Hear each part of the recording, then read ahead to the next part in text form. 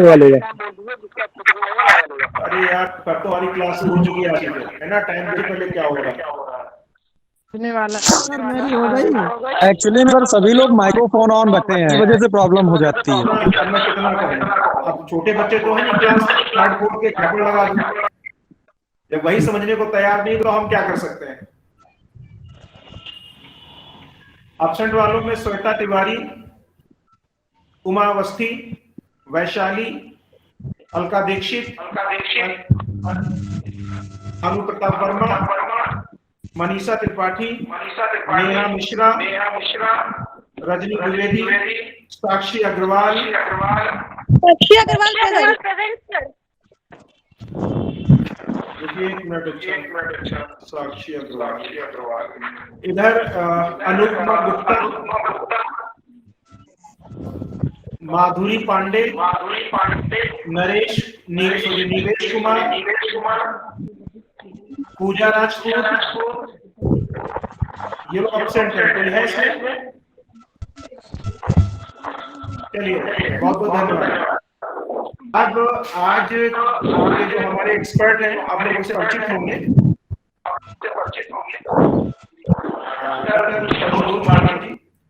Assistant professor H N Mishra, college of education. उनका विषय आपको पता है, जितना बहुत बारीकी से, बहुत बेहतरीन ढंग से उन्होंने पिछले दिनों वेदांत को बताया था, वेदांत को समझाया था। मैं आज फिर से उनका स्वागत करता हूँ कि वो भी वेदांत को पूरी तरह से समझ नहीं पाए हैं, तो जो रह गया था वेदांत के हिस्से में और आप लोगों के हिस्से में, वो सर आज उसे पूरा करेंगे। और आप जो है वेदांत को समझिए, और वेदांत में कहाँ संभावनाएं, वेदांत के आधार पे आप, ऐसा नहीं है कि कोई दर्शन जिसमें रिसर्च की संभावनाएं नहीं है, तलाशना आपका काम है। मैडम पिछले दिनों जो है आपने सुना होगा, उन्होंने आइडियलिज्म को लेकर बहुत सारी बातें की थी, कहाँ कहाँ रिसर्च कर सकते हैं। वैसे ही वेदांत एक बहुत बड़ा विषय है। वेदांत क्योंकि हम लोग एजुकेशन वाले हैं, ट्रेनिंग वाले हैं, तो थोड़ा सा हिस्सा पढ़ने को मिलता है, वरना वेदांत तो सालों का कोर्स है, बहुत जमाने तक इस पे अध्ययन किया जा सकता है। तो आप जो है इस पे देखिए कि आप लोग कहाँ अपनी संभावनाएं तलाश सकते हैं। मैं सर से रिक्वेस्ट करता हूँ कि अपने छूटे हुए वेदांत को पूरा करें और हम सबको लाभान्वित करने की कृपा करें। Welcome sir. धन्यवाद सर, बहुत बहुत धन्यवाद। Thank you sir. और आप सर से सबसे साथ जुड़ करके आज हमको बहुत अच्छा लग रहा है ना, दोबारा सर के नमस्ते माध्यम से सर। मौका मिला। नमस्कार भाई, सभी को नमस्कार। मेरी आवाज साफ आ रही है लोगों को? यस सर, जी यस सर, यस सर। तो हम लोगों ने वेदांत दर्शन के बारे में पिछली बार शंकर के माध्यम से देखने का प्रयास किया था कि शंकराचार्य जो हैं उनके माध्यम से वेदांत दर्शन किस रूप से हमको दिखलाई पड़ता है, या उनके माध्यम से हमने वेदांत दर्शन को समझने का प्रयास किया था। हम लोगों ने चर्चा की थी शुरू उसी समय की वेदांत की जब हम चर्चा करते हैं तो उस पर जो दो विचारधाराएं, हालांकि कई विचारधाराएं वेदांत दर्शन को समझाने के लिए हमको मिलती हैं दर्शन के अंतर्गत, लेकिन दो ऐसी प्रमुख विचारधाराएं हैं जिनको पढ़े बिना हम वेदांत दर्शन को समझना थोड़ा सा मुश्किल होता है। एक विचारधारा तो हम लोगों ने चर्चा की थी कि शंकर किस रूप में, शंकराचार्य किस रूप में वेदांत को समझाते हैं, या वेदांत दर्शन जो उपनिषदों में वर्णित है उसका क्या अर्थ होता है, उसके क्या मायने हैं। अब दूसरा एक था कि जो दूसरा एक्सट्रीम है वो रामानुजाचार्य के अनुसार है। आज हम लोग रामानुजाचार्य के अनुसार वेदांत दर्शन को देखने का प्रयास करेंगे, तो थोड़ा सा हमको लगेगा कि बैलेंसिंग हो पाएगी। अभी तो सब शंकरमय ही है, वेदांत दर्शन जो शंकराचार्य ने कह दिया वही वेदांत है। 4 बजे 6 मिनट बाकी है। हाँ भाई, 4 बजे से किसका कुछ है। मैं अपनी स्क्रीन शेयर कर रहा हूँ, सर ये थोड़ा धर्मेंद्र जी बताइए। का वो अनम्यूट करा दीजिए। जय सिंह जी भी ये सब लोग भाई प्लीज म्यूट कर लीजिए अपने आप को ताकि सबको साफ सुनाई दे सके। कितनी बार कहा जाता, ध्यान ही नहीं देते हैं लोग।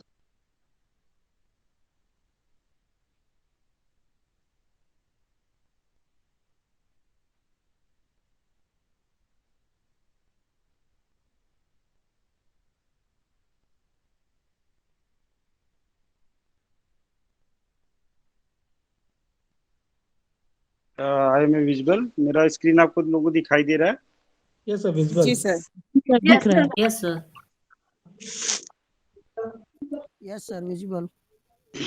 हम लोगों ने यहाँ से जब शंकराचार्य के माध्यम से वेदांत दर्शन की शुरुआत की थी, तो हम लोगों ने यहीं से स्टार्ट किया था। थोड़ा सा एक बार रिवाइज कर लेंगे तो कनेक्टिविटी बन पाएगी। हम लोगों ने जब शंकराचार्य के वेदांत दर्शन के संदर्भ में बात की थी, तो भारतीय दर्शन जो है उसको दो भागों में विभाजित करके देखा था कि भारतीय दर्शन जो मिलते हैं वो दो भागों में विभाजित हैं। एक जो धारा है वो आस्तिक दर्शन की है, और दूसरी जो धारा है वो नास्तिक दर्शन की है। आस्तिक दर्शन के अंतर्गत हमारे जो षड दर्शन हैं वो आते हैं, और नास्तिक दर्शन के अंतर्गत जैन, बौद्ध, चारवाक को रखा गया है। हमने चर्चा की थी कि जो वेदांत दर्शन है वो उत्तर मीमांसा का ही स्वरूप है। उत्तर मीमांसा अर्थात बादरायण ऋषि ने जो ब्रह्मसूत्र की रचना की थी, इसकी चर्चा हमको लग रहा है कि हो चुकी है। लोग आगे बढ़ते हैं। वेदांत दर्शन या वेदांत शब्द से भी हम लोग परिचित हैं। इसकी भी चर्चा हम शंकराचार्य के दर्शन, वेदांत दर्शन की जब हम बात कर रहे थे तब हुई थी कि वेदांत, हालांकि वो वेदों का अंतिम भाग है इसलिए भी कहा जाता है, लेकिन वेदांत कहने के कई और कारण भी, हम लोगों ने 3 कारणों की चर्चा की थी कि वेदांत इसको इसलिए कहा जाता है। वेदांत जो है वो उपनिषद के लिए प्रयोग किया जाता था शुरू में, और वेदांत चूंकि वैदिक साहित्य का अंतिम भाग है तो इसलिए भी इसको वेदांत कहा जाता है। दूसरा अर्थ ये था, वेदांत इसलिए भी कहा जाता है क्योंकि अध्ययन की दृष्टि से भी ये सबसे बाद में आता था। सबसे पहले संहिताओं का अध्ययन किया जाता था, वेदों का अध्ययन किया जाता था, ब्राह्मण ग्रंथों का अध्ययन किया जाता था, आरण्यक का अध्ययन किया जाता था, सबसे अंत में उपनिषदों की बारी आती थी, इसलिए भी इनको वेदांत कहा जाता है। और तीसरा जो सबसे महत्वपूर्ण है वह है कि जो उपनिषदों में जो गुण, जो विस्तृत दार्शनिक चिंतन जो है उसका सार, एक निचोड़ हम वेदांत दर्शन के रूप में पाते हैं, इसलिए भी इनको वेदांत कहा जाता है। ये भी हम लोगों ने देखा था कि वेदांत जो है उपनिषद के लिए प्रयोग किया जाता था। उपनिषद प्रमाणिक रूप से 12 हमको प्राप्त होते हैं। वैसे 108 उपनिषदों का उल्लेख हमको ऐतिहासिक संदर्भ में प्राप्त होते हैं, और उपनिषद में बहुत सारी बातों में समानता है और बहुत सारी ऐसी बातें जिनमें असमानता है। इसी चीज को दूर करने के लिए, सभी उपनिषदों को एक ही प्लेटफॉर्म पे लाने के लिए और उसको सही रूप से व्याख्यायित करने के लिए बादरायण, या जिनको बद्री भी कहा जाता है, ऋषि थे जिनको बादरायण वेद व्यास किया जाता था, उन्होंने उपनिषद को ब्रह्मसूत्र में एक सूत्र रूप में पिरोने का प्रयास किया। उन चीजों को दूर करने का प्रयास किया जो उपनिषदों में विरोध के रूप में प्रस्तुत होते थे। अब फिर बाद में इन्हीं ब्रह्मसूत्र पे अर्थात वेदांत दर्शन को समझने के लिए, क्योंकि ये सूत्र रूप में लिखे गए थे, अत्यंत संक्षिप्त थे, इसलिए जनमानस को उसको समझना या सामान्य व्यक्ति को समझना थोड़ा सा दुरूह कार्य था। इसलिए उस पर बहुत सारे भाष्य लिखे गए, टीकाएं लिखी गई। इसी में शंकर का अपना शंकर भाष्य है, रामानुजाचार्य का श्री भाष्य है, और इस आधार पर भी भाष्य लिखे गए थे। और दूसरा कारण ये भी था, हम लोगों ने चर्चा की थी कि कोई भी व्यक्ति आचार्यत्व या आचार्य तभी बन सकता था जब वो प्रस्थानत्रयी पे भाष्य लिखता था। प्रस्थानत्रयी में एक ब्रह्मसूत्र भी है, 2 और हैं, कोई बता सकता है?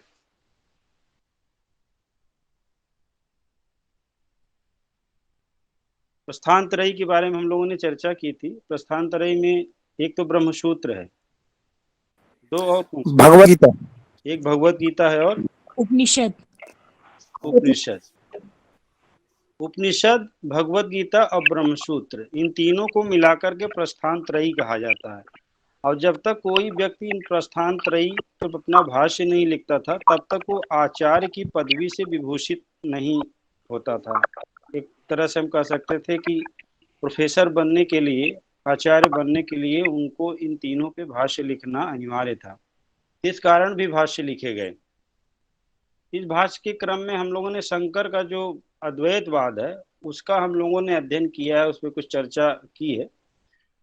तो हमने देखा कि शंकर के जो अद्वैतवाद है उसमें ज्ञान पक्ष पर ज्यादा बल दिया गया, अर्थात मनुष्य के जीवन का जो अंतिम लक्ष्य है मुक्ति अर्थात मोक्ष प्राप्त करना, उसका जो मार्ग है वो ज्ञान मार्ग शंकराचार्य के द्वारा दिया गया कि ज्ञान के माध्यम से व्यक्ति मुक्ति को प्राप्त कर सकता है। उसी क्रम में रामानुजाचार्य ने भक्ति को रखा है और भक्ति को व्यक्ति के मुक्ति का मार्ग प्रशस्त किया है। सीधी सी बात हम कहें कि शंकराचार्य के जो मुक्ति का मार्ग था उसको रामानुजाचार्य ने थोड़ा सा उसको व्यवहारीकरण कर दिया, उसको प्रैक्टिकल कर दिया कि लोग सभी व्यक्ति जो हैं मुक्ति प्राप्त कर सकते हैं इस माध्यम से, भक्ति के माध्यम से। तो आज हम लोग रामानुजाचार्य के जो दर्शन है, जो जिसमें लास्ट में भक्ति सर्वे सर्वा है कि भक्ति के माध्यम से कोई भी व्यक्ति मुक्ति को प्राप्त कर सकता है, उसकी हम लोग आज चर्चा करेंगे। तो हम लोग भारतीय दर्शन के अंतर्गत जब किसी दर्शन की चर्चा करते हैं तो उसको 3 भागों में विभाजित कर लेते हैं अध्ययन की सुविधा की दृष्टि से। वैसे ही रामानुजाचार्य का विशिष्टाद्वैतवाद है, इसको वेदांत दर्शन भी कहा जाता है। वेदांत दर्शन थोड़ा सा आप लोगों को बता दें कि वेदांत जो है पहले तो उपनिषद के लिए ही प्रयोग किया जाता था, लेकिन बाद में उसके आधार पर जितने भी ग्रंथ लिखे गए उन सबको वेदांत दर्शन के अंतर्गत ही समाहित कर लिया गया है। आज जो वेदांत साहित्य है बहुत ही ज्यादा समृद्ध है। तो उसी में से एक है विशिष्टाद्वैतवाद रामानुजाचार्य का, उसी का हम लोग आज यहाँ चर्चा करेंगे। तो किसी भी भारतीय दर्शन का हम लोग 3 भागों में विभाजित करके अध्ययन करते हैं। तत्व मीमांसा उसकी क्या है, उसकी ज्ञान मीमांसा क्या है, उसकी आचार अथवा मूल्य मीमांसा क्या है। तो तत्व मीमांसा के अंतर्गत हम ब्रह्म अथवा ईश्वर के बारे में चर्चा करते हैं। ये ब्रह्मांड का जो निर्माण हुआ है कैसे हुआ है, जो क्रिएशन हमको दिखता है उसके पीछे कौन सा क्रिएटर है, चित्त अर्थात आत्मा है अथवा नहीं है, आत्मा के संदर्भ में क्या विचार हैं, अचित अर्थात जड़ प्रकृति अथवा अजीव जो हमको प्रकृति दिखलाई पड़ती है उसका स्वरूप क्या है, जीव क्या है, जगत क्या है अथवा सृष्टि क्या है, इसके संदर्भ में हम तत्व मीमांसा के अंतर्गत चर्चा करते हैं। और माया, जैसे हम शंकर के अद्वैतवाद में मायावाद को पढ़ चुके हैं, वैसे रामानुजाचार्य के अंतर्गत भी हम माया को देखेंगे। अगला जो है बंधन तथा मोक्ष, इस पर भी चर्चा तत्व मीमांसा के अंतर्गत की जाती है। फिर आता है आपका ज्ञान मीमांसा। ज्ञान मीमांसा के सीधा सा तात्पर्य है कि रामानुजाचार्य किसको ज्ञान कहते हैं और ज्ञान प्राप्त करने के साधन अथवा स्रोत कौन कौन से हैं।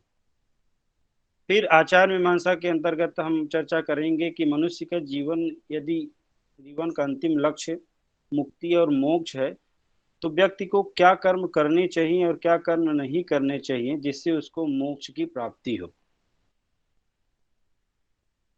तो जो रामानुजाचार्य का दर्शन है, इस दर्शन को समझने के लिए हम शंकर के जो अद्वैतवाद है उससे तुलना करनी पड़ती है, क्योंकि जो रामानुजाचार्य का जो दर्शन है विशिष्टाद्वैतवाद, वो अद्वैतवाद के खिलाफ ही खड़ा होकर के उन्होंने अपना एक दर्शन विकसित किया है। सीधा से हम कहें कि उन्होंने शंकराचार्य के अद्वैतवाद पे आक्षेप करके ही अपने दर्शन का विकास किया है। तो शंकर ने जहाँ सबसे पहले हम तत्व मीमांसा के अंदर ब्रह्म अथवा ईश्वर की चर्चा करते हैं, तो सबसे पहले हम देखते थे कि शंकराचार्य ने निर्गुण ब्रह्म अर्थात उन्होंने कहा था ब्रह्म सत्यम जगन मिथ्या ब्रह्म जीवो ब्रह्म ना पर है, मतलब ब्रह्म ही सत्य है, जगत मिथ्या है, जो भी हमें दृश्यमान जगत दिखलाई पड़ रहा है, जीव और ब्रह्म में कोई अंतर नहीं है। और उन्होंने बताया था कि जो हमारा जो ब्रह्म है वो निर्गुण है, निर्विकार है।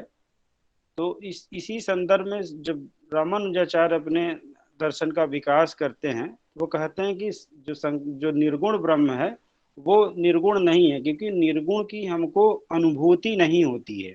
अगर जिस चीज की हमको अनुभूति नहीं होगी, जो हमारे उपासना का केंद्र नहीं हो सकता, जिसकी हमको अनुभूति नहीं होगी, उसकी पूजा हम कैसे करेंगे या उसको हम कैसे जान पाएंगे। जब तक हम लोग सभी लोग जानते हैं कि किसी भी पदार्थ को जानने के लिए जब तक उसमें कोई गुण नहीं होता तब तक हम उस चीज को नहीं जान पाते। तो उन्होंने कहा कि निर्गुण की जगह सगुण ईश्वर होना चाहिए। वो सगुण ईश्वर ही है जिसकी सत्ता में हम लोग विश्वास कर सकते हैं और जिसको हम जो मेरे हमारे उपासना का केंद्र हो सकता है। तो पहला उन्होंने आक्षेप किया कि जो निर्गुण है, जो ब्रह्म है, वो निर्गुण नहीं है, ब्रह्म सगुण है, क्योंकि सगुण के आधार पे ही हम उसको पाते हैं। उन्हें जहां शंकराचार्य ने ब्रह्म को एकमात्र परमार्थिक सत्ता स्वीकार की है, वहीं रामानुजाचार्य ब्रह्म के अलावा तीन मूल तत्व मानते हैं। और जो रामानुजाचार्य हैं, ब्रह्म और ईश्वर में कोई भी भेद नहीं करते हैं। हम लोगों ने शंकर के अद्वैत को देखा था, तो वहां पर ब्रह्म अथवा ईश्वर में भेद था। ब्रह्म वहां परमार्थिक सत्ता थी, जबकि ईश्वर उसकी व्यवहारिक सत्ता थी। ईश्वर तब दिखलाई पड़ता था जब माया के कारण उसमें विभिन्न गुणों का आरोपण किया जाता था। जब माया का अंधकार समाप्त हो जाता था तो ईश्वर का स्वरूप समाप्त हो जाता था, सिर्फ ब्रह्म ही ब्रह्म दिखलाई पड़ता था। लेकिन रामानुजाचार्य के दर्शन में ब्रह्म और ईश्वर में कोई अंतर नहीं है, ब्रह्म और ईश्वर एक ही है। तो रामानुजाचार्य ने तीन मूल तत्व माने हैं। तीन मूल तत्व में ब्रह्म अथवा ईश्वर एक तत्व है, और दो मूल तत्व हैं चित्त और अचित, जिसे चित्त को आत्मा अथवा जीव भी कहा जाता है, अचित अचेतन या जड़ प्रकृति कही जाती है।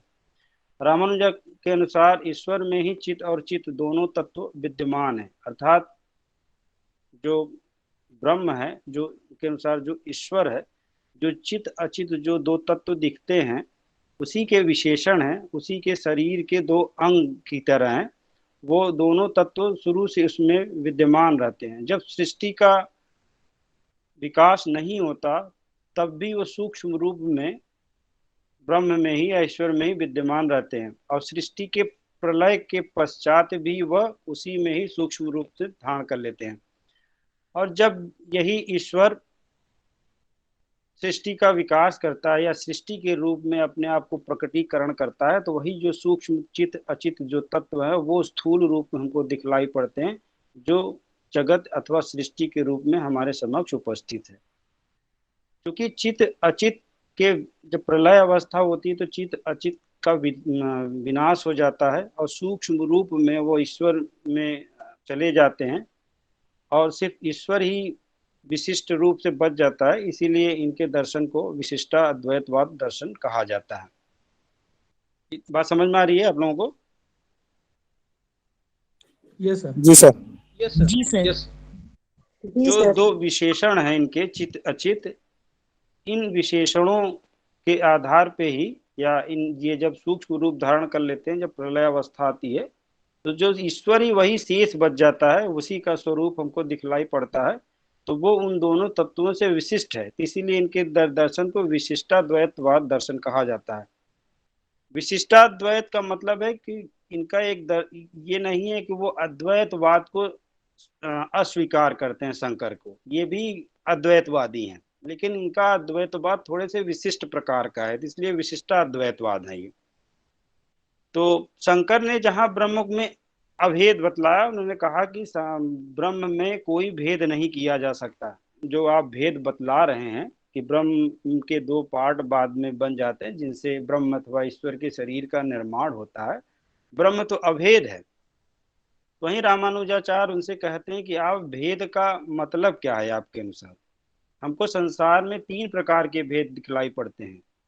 उन्होंने तीन प्रकार के भेदों की चर्चा की है रामानुजाचार्य ने। एक है सजातीय भेद, दूसरा है विजातीय भेद, और तीसरा है स्वगत भेद। सजातीय भेद में उन्होंने कहा कि जैसे मान लीजिए कि विभिन्न गायें हैं, गायों का एक जाति है, और उसी गायों की जाति में कोई गाय काली है, कोई आधी काली है, कोई सफेद है, तो उसको हम कहते हैं कि ये जातिगत एक जाति भेद है, ये सजातीय भेद है, एक ही जाति के हैं लोग और इनमें थोड़ा भेद पाया जाता है। दूसरा उन्होंने भेद बतलाया जो संसार में दिखलाई पड़ता है, विजातीय भेद। विजातीय भेद के अंतर्गत उन्होंने कहा कि गाय और घोड़े में, अर्थात दूसरे अर्थ में भी ले सकते हैं, मनुष्य और जानवरों में भेद है। इसको हम विजातीय भेद कहते हैं कि जानवरों का अलग स्वरूप दिखलाई पड़ता है, मनुष्य का अलग स्वरूप दिखलाई पड़ता है, या विभिन्न जो जीव हमको संसार में दिखलाई पड़ रहे हैं उनमें जो भेद दिखलाई पड़ रहा है वो विजातीय भेद का रूप है। और तीसरा भेद उन्होंने कहा स्वगत भेद।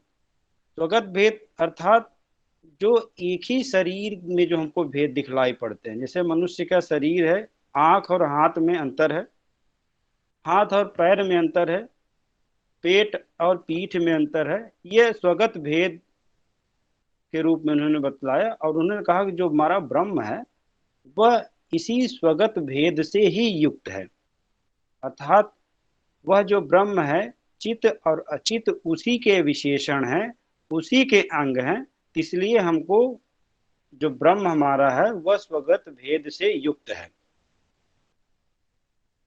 इसके साथ ही साथ उन्होंने कहा कि जो उपनिषदों में निष्प्रपंच ब्रह्म का उल्लेख मिलता है, उस निष्प्रपंच ब्रह्म से सीधा सा तात्पर्य रामानुजाचार्य ने कहा कि निष्प्रपंच जो ब्रह्म है उसका सीधा सा तात्पर्य कारण ब्रह्म से है, अर्थात जब ब्रह्म अथवा ईश्वर सूक्ष्म रूप में विद्यमान रहता है, जब वो कार्य रूप में परिणित नहीं होता है तब वो निष्प्रपंच या कारण ब्रह्म के रूप में रहता है, और जब वो सृष्टि या जगत के रूप में दिखलाई पड़ता है तो कार्य ब्रह्म के रूप में दिखलाई पड़ता है। तो निष्प्रपंच ब्रह्म का जो उल्लेख हमको उपनिषदों में मिलता है वो कारण ब्रह्म का ही रूप है। जो उन्होंने दो महत्वपूर्ण ब्रह्म अथवा ईश्वर के अलावा दो महत्वपूर्ण जो उन्होंने तत्व स्वीकार किए हैं, चित और अचित, उसी में पहला जो तत्व है वो है चित, जो आत्मा का भी पर्याय है। शंकराचार्य ने आत्मा अथवा ब्रह्म में कोई अंतर स्वीकार नहीं किया था। उन्होंने कहा था कि आत्मा ही ब्रह्म है, अर्थात जब आत्मा अपने वास्तविक स्वरूप को पहचान लेती है तो उसे अहम ब्रह्मास्मि की अनुभूति होती है कि मैं ही ब्रह्म हूँ। तो और रामानुजाचार्य ने कहा कि नहीं, आत्मा और ब्रह्म में अंतर है। आत्मा और ब्रह्म दोनों नित्य और चैतन्य स्वरूप तो हैं, लेकिन दोनों अभिन्न नहीं है, दोनों में अंतर है। आत्मा जहाँ अणु है वहाँ ब्रह्म विभु है, अर्थात वह सर्वव्यापी है। जहाँ ब्रह्म अंश है तो वहाँ आत्मा उसका अंशी है। तो कोई भी अंशी कभी अंश नहीं बन सकता, कोई अणु कभी विभु नहीं हो सकता। तो इस आधार पर उन्होंने कहा कि आत्मा और ब्रह्म एक नहीं हो सकते। हाँ, आत्मा ब्रह्ममय हो सकती है, ब्रह्म के समान हो सकती है, लेकिन ब्रह्म नहीं हो सकती है, क्योंकि ब्रह्म में क्रिएशन का पावर है, वो सृष्टि का क्रिएशन करती है, और आत्मा में ये गुण नहीं पाया जाता, तो इसलिए आत्मा कभी भी ब्रह्म नहीं हो सकती है। आगे वह कहते हैं कि आत्मा जो है वह तीन प्रकार की हमको दिखलाई पड़ती है।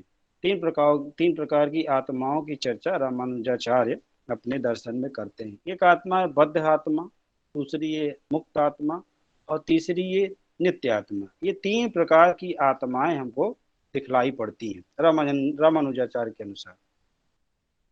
बद्ध आत्मा से क्या तात्पर्य है, कोई बता सकता है?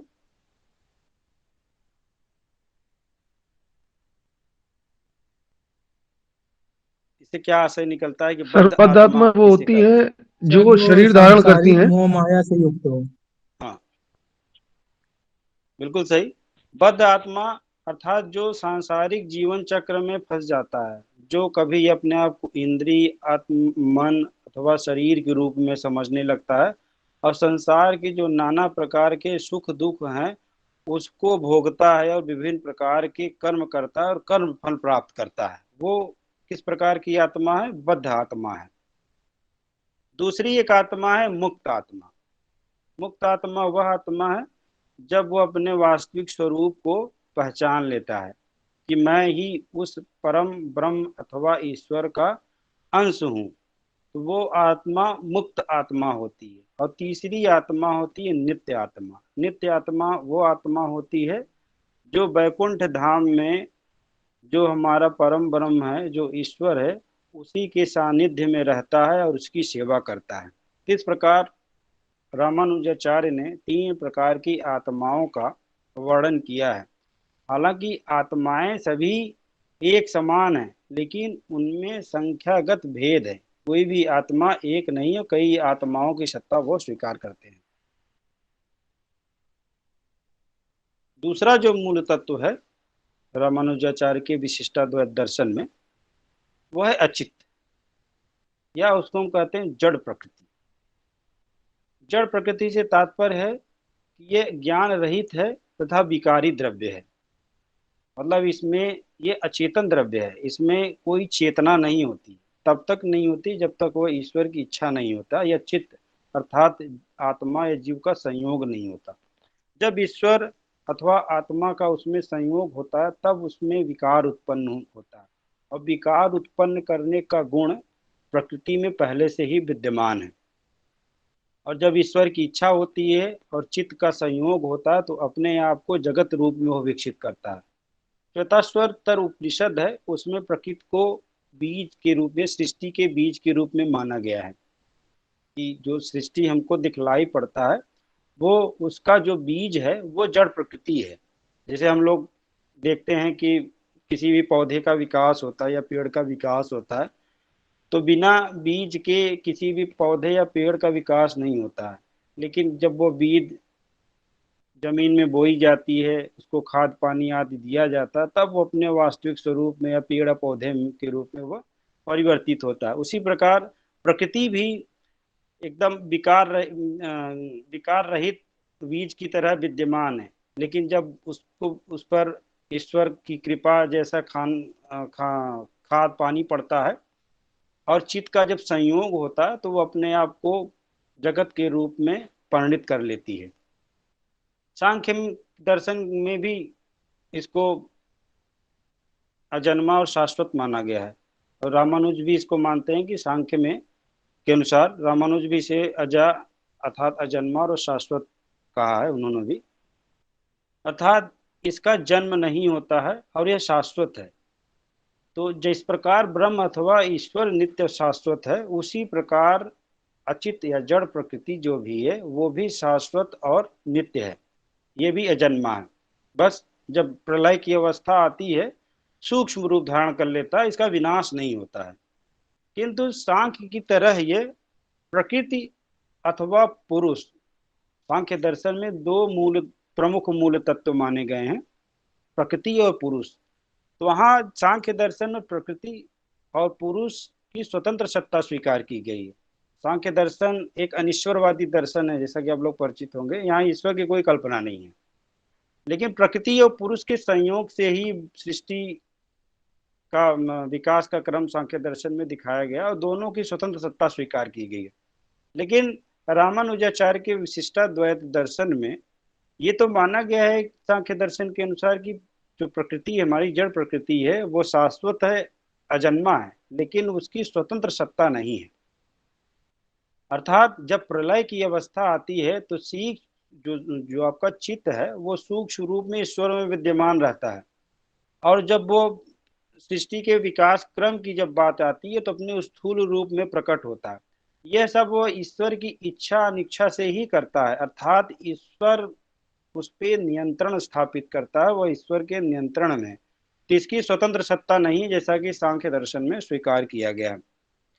और जब ईश्वर की इच्छा होती है तो प्रकृति रूपी बीज से ही ईश्वर जो भी जीव आत्माएं हैं उनकी पूर्व संचित जो कर्म है उनके अनुसार सृष्टि की रचना करता है। प्रकृति में तीन गुण पाए जाते हैं, सत्व, रज और तम। इसी सत्व, रज और तम जो है के आधार पर हमको संसार में नाना प्रकार के जीव दिखलाई पड़ते हैं। हालांकि प्रकृति रूप में ये बैलेंस रूप में विद्यमान रहता है, समान रूप से विद्यमान रहता है, लेकिन जीव आत्माओं के अपने पूर्व संचित कर्मों के कारण किसी में सत्व की अधिकता होती है, किसी में रज की अधिकता होती है, किसी में तमोगुण की अधिकता होती है, इसलिए संसार में हमको नानत्व दिखलाई पड़ता है। ये रामानुजाचार्य के अनुसार दूसरा जो महत्वपूर्ण तत्व था जड़ अथवा प्रकृति के बारे में उन्होंने बताया है। तीसरा जो महत्वपूर्ण जो टॉपिक है विशिष्टाद्वैत दर्शन में वो मायावाद का दर्शन है। बेसिकली जो रामानुजाचार्य ने शंकर के मायावाद का खंडन करके ही अपने दर्शन का मंडन किया है, अपने विशिष्टाद्वैतवाद का उन्होंने आधार या बेस तैयार किया है कि हमारा दर्शन जो है शंकराचार्य के दर्शन से ज्यादा प्रैक्टिकल है।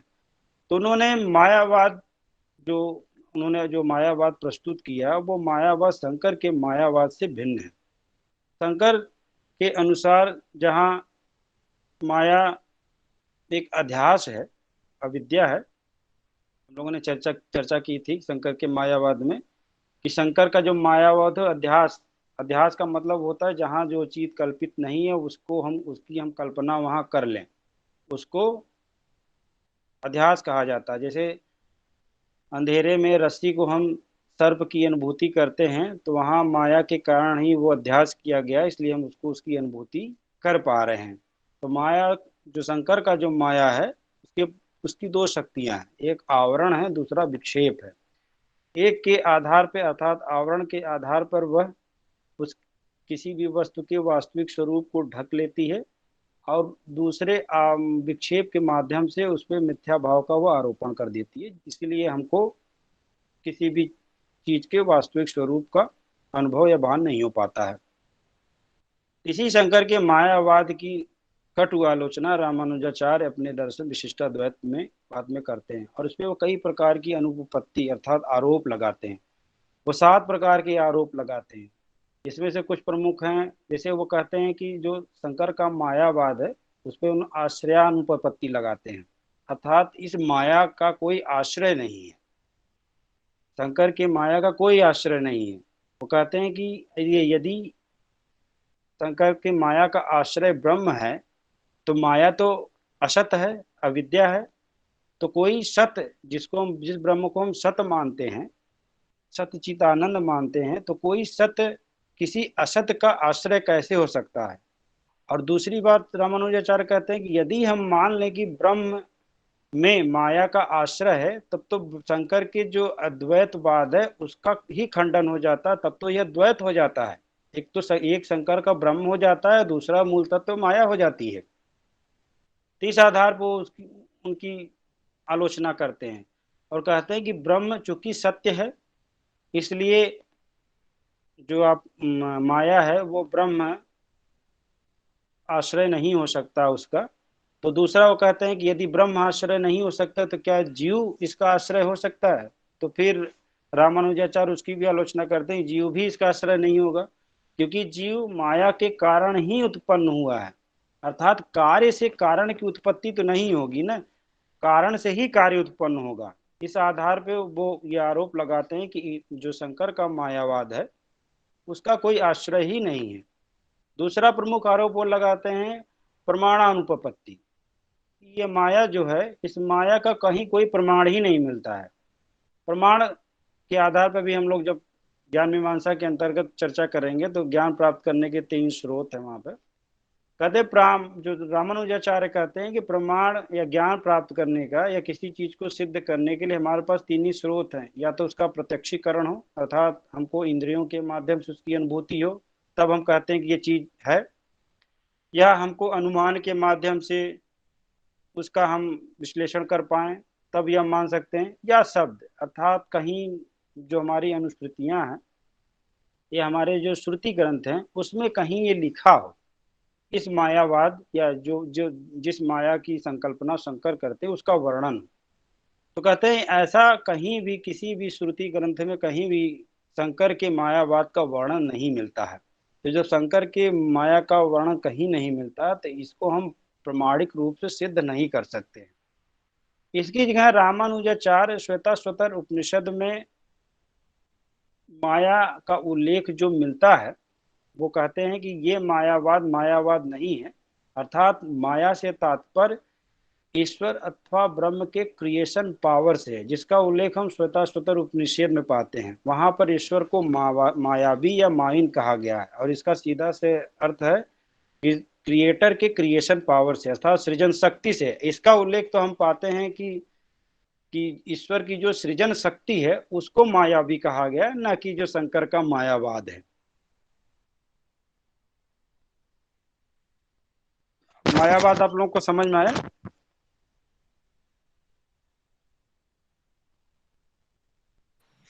Yes sir. वो यस ईश्वर सर। के जी सर। ईश्वर की मायावी रचना से जोड़ा जा रहा है। वो क्रिएशन पावर है कि मतलब जो श्वेताश्वतर उपनिषद है उसका प्रमाण है, वो प्रमाण देते हैं कि देखिए श्रुतियों में इसका उल्लेख है, जो श्वेताश्वतर उपनिषद है उसमें उल्लेख ये मिलता है कि यह मायावी है, अर्थात इसमें क्रिएशन पावर है, उसकी यह शक्ति है, सृष्टि संरचना की एक शक्ति है मायावी के रूप में, न कि वह शंकर का मायावाद है जो जिसको अध्यास के रूप में शंकराचार्य प्रस्तुत करते हैं, उसका प्रमाण नहीं है। इसका प्रमाण हम श्रुतियों में पाते हैं। तो जो जिस माया का उल्लेख रामानुजाचार्य करते हैं वो ईश्वर का क्रिएशन पावर है, सृजन शक्ति है, न कि मायावाद जो शंकराचार्य बताते हैं। इसी आधार पर कई प्रकार की अनुपपत्ति लगाते हैं, जिसकी चर्चा हम लोगों ने आश्रयानुपपत्ति देखा, एक प्रमाणानुपपत्ति देखा, एक अनिर्वचनीय अनुपपत्ति भी लगाते हैं। अनिर्वचनीय जैसे शंकराचार्य ब्रह्म को अनिर्वचनीय कहते हैं, अर्थात जिसकी व्याख्या नहीं की जा सकती है उसको अनिर्वचनीय कहा जाता है। तो इसी प्रकार उन्होंने जब ये उन्होंने देखा कि मायावाद का खंडन हो रहा है, अब मायावाद का कोई आधार नहीं है, तो शंकराचार्य ने मायावाद को भी अनिर्वचनीय कह दिया कि मायावाद जो हमारी माया है वो भी अनिर्वचनीय है, उसकी व्याख्या नहीं कर सकते हैं। तो सीधे रामानुजाचार्य का मतलब था अनिर्वचनीय का मतलब न तो वह सत्य है न असत है, ये इन दोनों से परे है। तो रामानुजाचार्य ने कहा कि आप जिस निर्गुण ब्रह्म की अनुभूति की बात करते हैं उसी आधार पे आप माया के अनिर्वचनीय बता रहे हैं। वो अगर निर्गुण है ब्रह्म की तरह, उसमें कोई गुण नहीं है, तो जब उसमें कोई गुण नहीं है तो उसको हम किस आधार पर उसकी अनुभूति कर पाएंगे या कैसे हम उसको जान पाएंगे। इस आधार पे भी शंकराचार्य के मायावाद का रामानुजाचार्य ने खंडन किया है। जो अगला तत्व है विशिष्टाद्वैत दर्शन में, जो सभी दार्शनिक चिंतन में हम प्राप्त करते हैं कि सभी जो भी दार्शनिक हुए हैं वो बंधन तथा मोक्ष की बात अवश्य करते हैं, क्योंकि मनुष्य जीवन का अंतिम लक्ष्य हर दर्शन व्यक्त करता है कि मनुष्य जीवन का अंतिम लक्ष्य मोक्ष अथवा प्राप्त करना, एक चार्वाक दर्शन को छोड़ करके। रामानुजाचार्य के अनुसार भी कर्म के कारण ही आत्मा क्या होती है, बंधनग्रस्त होती है। जब जीव अथवा आत्मा अपने आप को शरीर मन और अर्थात इंद्रिय समझने लगती है और वो कर्म अज्ञातवश अज्ञानता के कारण कर्म फल का भोग करने लगती है, तो वो अपने आप को जीव को रूप में समझने लगता है और वो संसार चक्र में घूमने लगता है। वो अर्थात बर्थ रीबर्थ की प्रक्रिया में वह शामिल हो जाता है, जन्म मृत्यु के चक्र में वो फंस जाता है, और रामानुजाचार्य इसी को वो बंधन कहते हैं। दूसरा महत्वपूर्ण तत्व है मोक्ष। रामानुजाचार्य आत्मा में कर्ता तथा भोक्ता का भाव अज्ञान जनित अहम के कारण पैदा होता है, और यह अहंकार ही अविद्या की जननी है। रामानुजाचार्य के अनुसार यदि कर्म फल का नाश हो जाए तो आत्मा शरीरबद्ध नहीं होगी, और कर्म तथा उसके फलों का विनाश ही, पूर्ण विनाश ही मोक्ष है।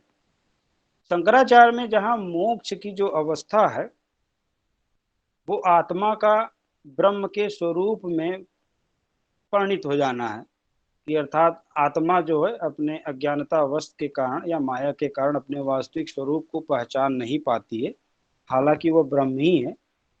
बस वो अपने जब वास्तविक स्वरूप को पहचान लेती है तो अपने आप को ब्रह्म के रूप में परिभाषित करता है कि मैं ही ब्रह्म हूँ। वहीं रामानुजाचार्य के अनुसार थोड़ा सा परिवर्तन है कि वह ब्रह्म तो नहीं होता, ब्रह्ममय हो जाता है, ब्रह्म के समान हो जाता है। बात समझ में आ रही है कि नहीं आप लोगों को? जी सर आ रही है। मतलब अगर ब्रह्म और आत्मा एक नहीं हो सकते, मतलब एक जैसे हो सकते हैं, क्योंकि दोनों में अंतर सर यही बताया आपने, क्योंकि ब्रह्म में सृजन की शक्ति होती है, आत्मा में नहीं होती, इसलिए ब्रह्म आत्मा समान हो सकता है, लेकिन मतलब आत्मा ब्रह्म के समान हो सकती है, लेकिन ब्रह्म नहीं हो सकती।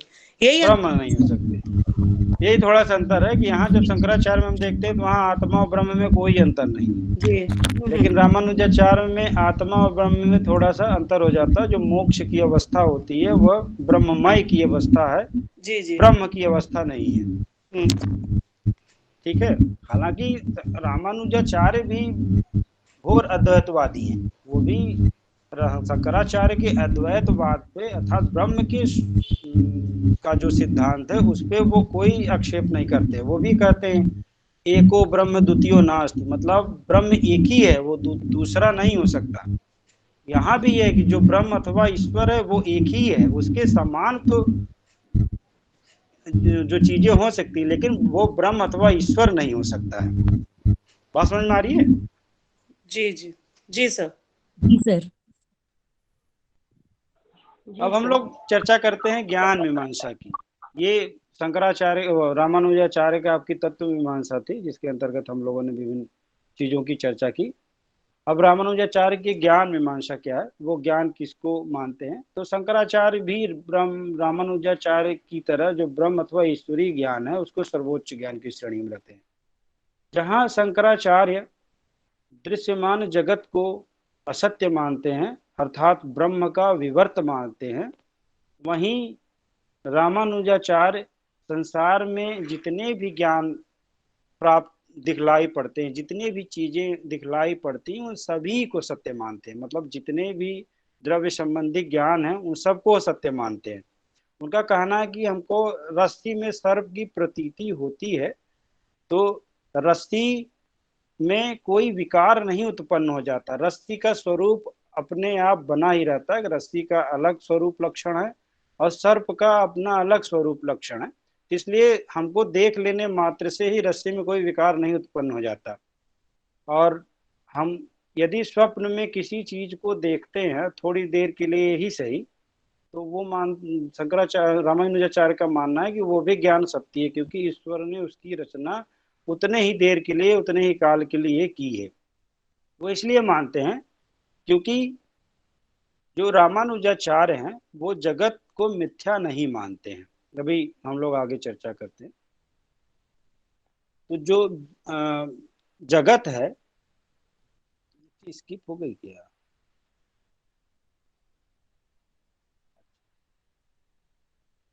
जगत की चर्चा हम लोगों ने नहीं की ना। जगत की थोड़ी सी चर्चा हम लोग करते हैं कि जो अचित शक्ति है, जो जड़ प्रकृति है, जब ईश्वर की इच्छा होती है और जीव तत्व अर्थात चैतन्य तत्व से जब वो संयोग स्थापित करता है और जब ईश्वर विभिन्न जीवों को उसके कर्मों के आधार पर कर्म फल प्रदान करते हैं, तो वो जगत से संयोग स्थापित करते हैं और तब वो जड़ प्रकृति जो है अपने आप को सृष्टि के रूप में प्रकटीकरण करता है। वैसे वह सूक्ष्म रूप में ही विद्यमान रहता है। तो जहाँ शंकर जगत को विवर्त कहते हैं कि शंकर सिर्फ जो जगत दिखलाई पड़ रहा है शंकराचार्य के अनुसार वो सिर्फ आभासी मात्र है, वो भ्रम है। वो इसलिए दिखलाई पड़ रहा है क्योंकि हमको सत्य का ज्ञान नहीं है। जैसे ही सत्य का ज्ञान होगा वैसे ये भ्रम जो है दूर हो जाएगा और व्यक्ति अपने वास्तविक स्वरूप को पहचान लेगा, सभी में अपने आप को और अपने आप को सभी में वो देखने लगेगा, अर्थात ब्रह्म का एकाकार हो जाएगा। वो तब तक विद्यमान है जब तक वह ज्ञानता की श्रेणी में पड़ा हुआ है। तो रामानुजाचार्य कहते हैं कि ये जो जगत है वो विवर्त मात्र नहीं है, ये जगत उस ब्रह्म का परिणाम है। जब ब्रह्म सत्य है तो उसके द्वारा निर्मित कोई चीज असत्य कैसे हो सकती है? अर्थात सत्य से असत की उत्पत्ति असंभव है, सत्य से सत्य ही निकलेगा, सत्य से असत की उत्पत्ति नहीं हो सकती है। जब ईश्वर सत्य है, ब्रह्म सत्य है, तो उसके द्वारा निर्मित कोई भी वस्तु कैसे असत्य हो सकता है?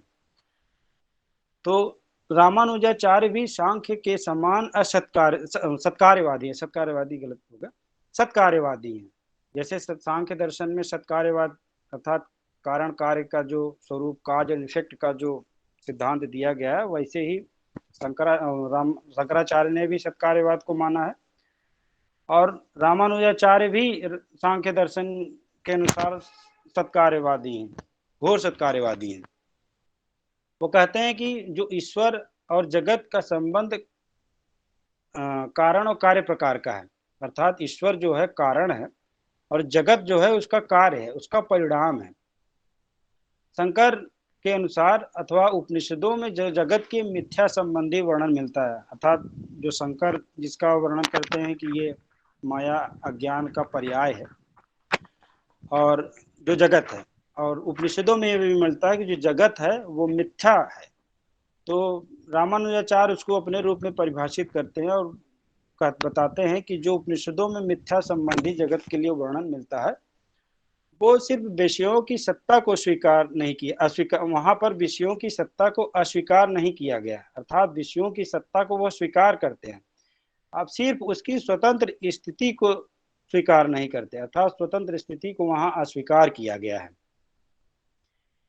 कहने का तात्पर्य है ये है कि जो चित और अचित तत्व है उनकी सत्ता विद्यमान है, चाहे वह सूक्ष्म रूप में हो चाहे वह स्थूल रूप में हो।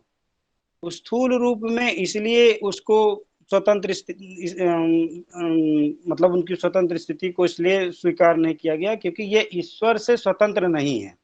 जहाँ सांख्य में प्रकृति को पुरुष से भिन्न माना गया है, अर्थात प्रकृति और पुरुष दोनों अलग अलग स्वतंत्र सत्ताएं हैं, वहाँ रामानुजाचार्य के जो सत्कार्यवादी जो दर्शन है उसमें जो तत्व मूल तत्व हैं ब्रह्म के शरीर या विशेषण के रूप में चित और अचित, इनकी स्वतंत्र सत्ता नहीं स्वीकार की गई है, अर्थात जो अविद्या या मिथ्या कहा गया है वो उसकी स्वतंत्र स्थिति के संदर्भ में कहा गया कि जो तत्व हमको अचित के रूप में या चित के रूप में दिखलाई पड़ रहे हैं उनकी स्वतंत्र स्थिति नहीं है, इसलिए वहां पर मिथ्या जैसे शब्दों का प्रयोग किया गया है। तो शंकराचार्य रामानुजाचार्य का मानना है कि जब चित और अचित सूक्ष्म रूप में अर्थात सृष्टि सृजन के पहले सूक्ष्म रूप में ईश्वर अथवा ब्रह्म भी विद्यमान रहते हैं, वही जब ईश्वर की इच्छा होती है तो स्थूल रूप में वह जगत के रूप में प्रकट होता है। बात समझ में आ रही है आप लोगों को? Yes sir. कुछ ना समझ में आए तो लोग पूछ सकते हैं।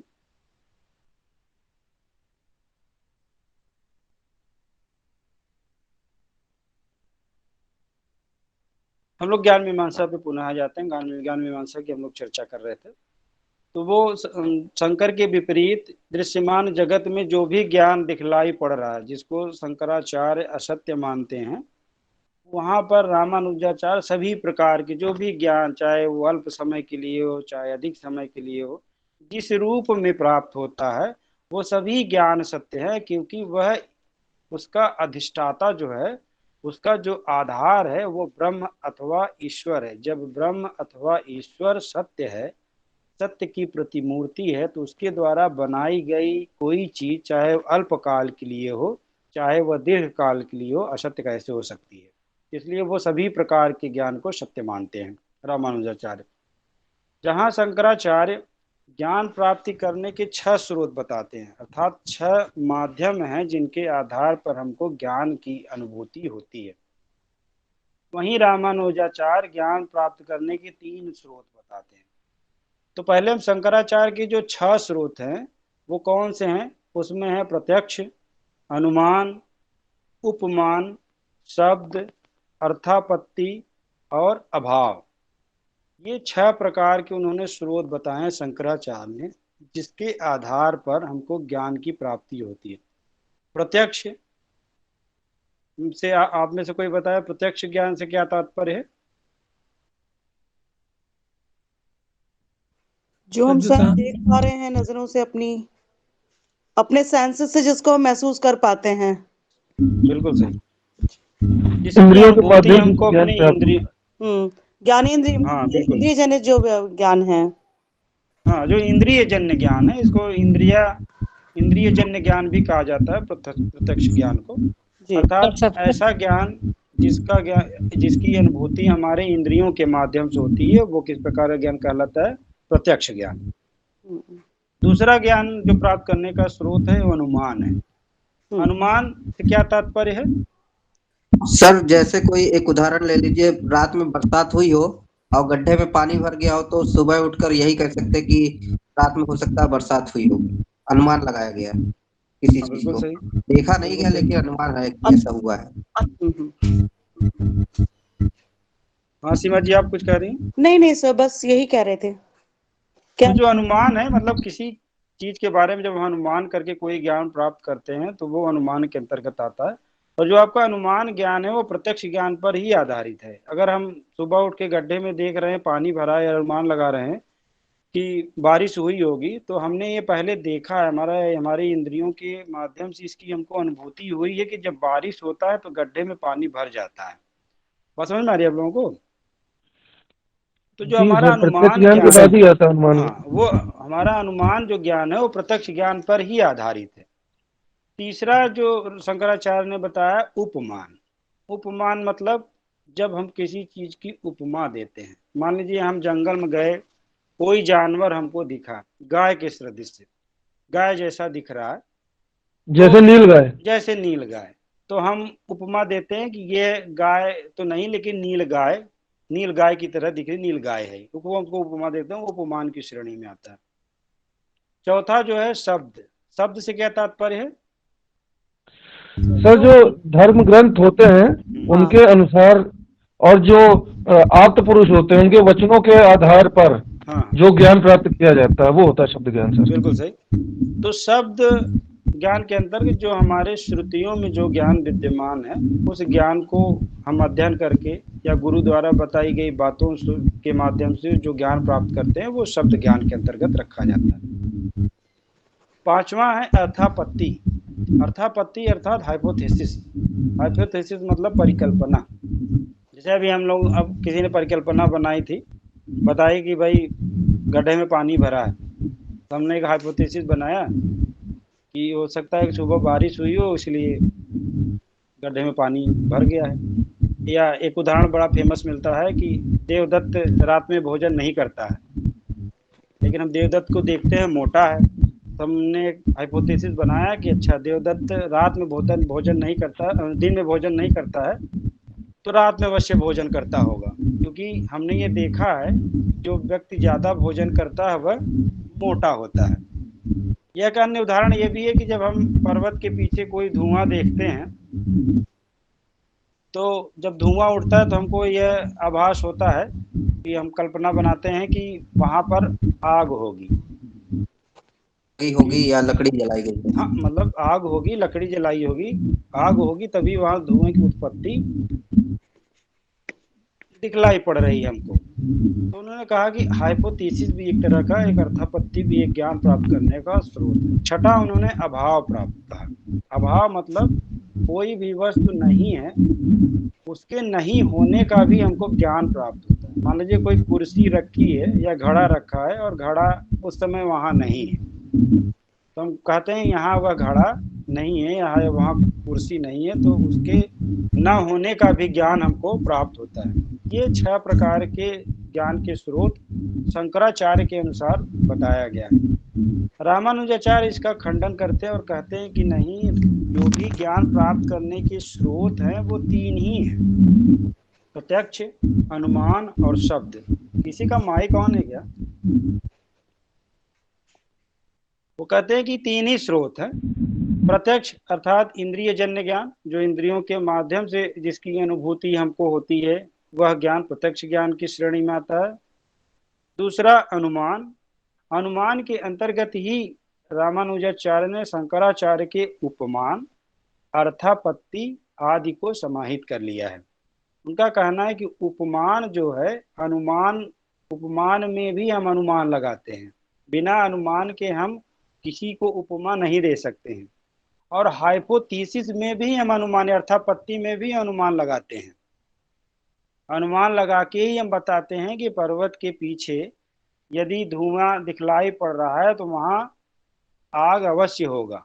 तो आग अवश्य होगा क्योंकि हमने प्रत्यक्ष ज्ञान के आधार पर देखा है कि जहां जहां आग होती है वहां वहां धुआं होता है।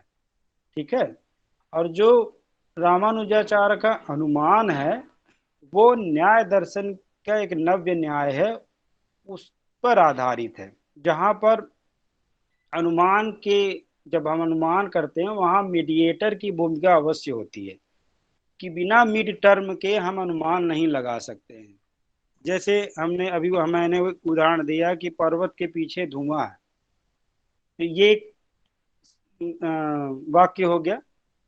दूसरा वाक्य है कि जहां धुआं होता है वहां आग होती है।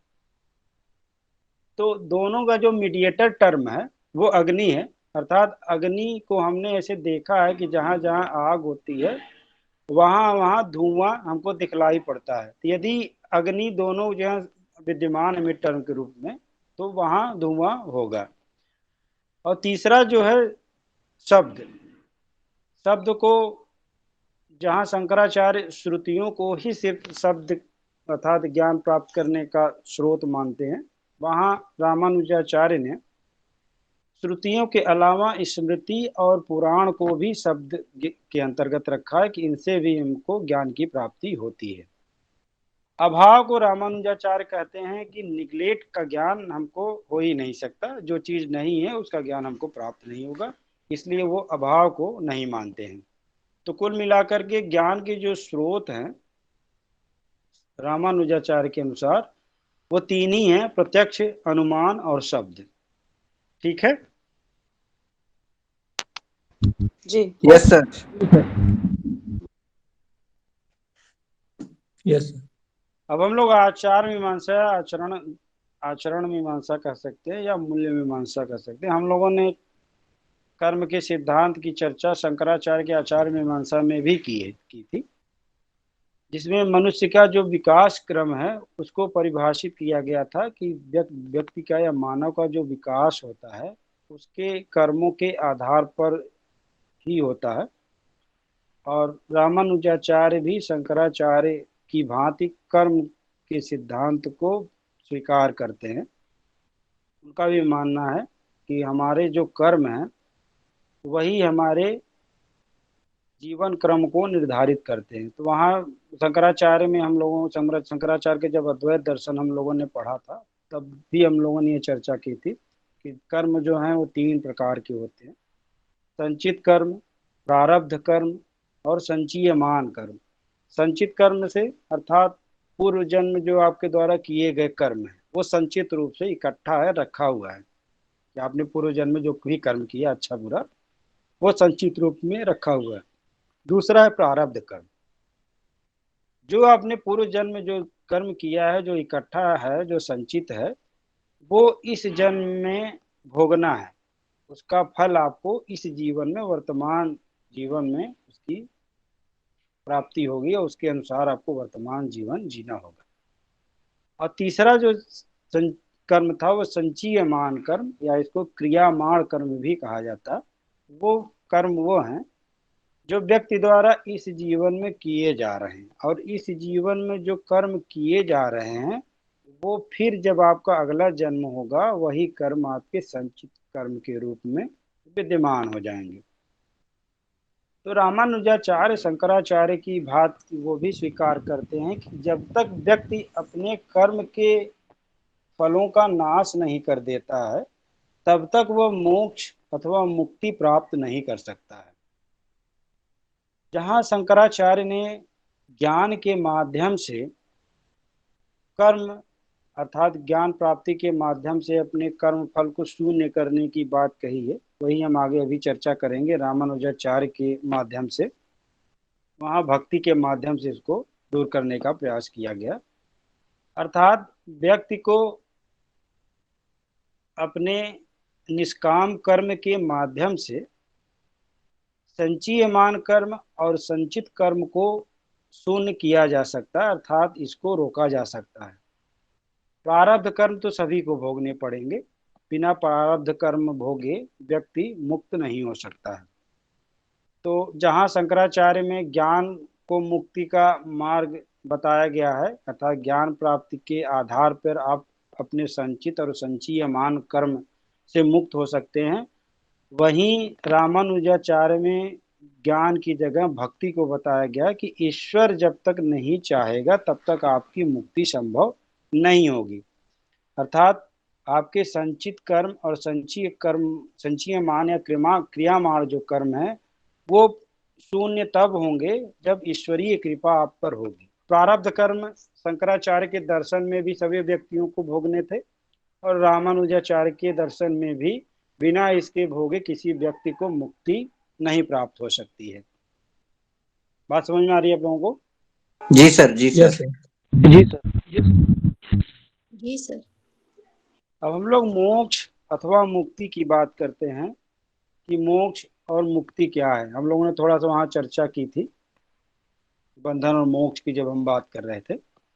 यहाँ हम लोग फिर से विस्तृत रूप में चर्चा करते हैं कि रामानुजाचार्य के अनुसार प्रत्येक मनुष्य जीवन का जो अंतिम लक्ष्य है वो मोक्ष अथवा मुक्ति है। और जो है मुक्ति है वो ज्ञान योग, कर्म योग और भक्ति योग से ही संभव है। जहाँ शंकराचार्य कर्म को ज्ञान से निम्न स्थान प्रदान करते हैं, वहीं रामानुजाचार्य ज्ञान और कर्म को समान महत्व देते हैं। रामानुजाचार्य शंकराचार्य के दर्शन में ज्ञान ही सर्वोपरि है, सभी चीजों को उसके अधीन कर देते हैं कि जो मुक्ति का मार्ग है सिर्फ ज्ञान मार्ग से ही प्राप्त किया जा सकता है, अन्य कोई मार्ग नहीं है।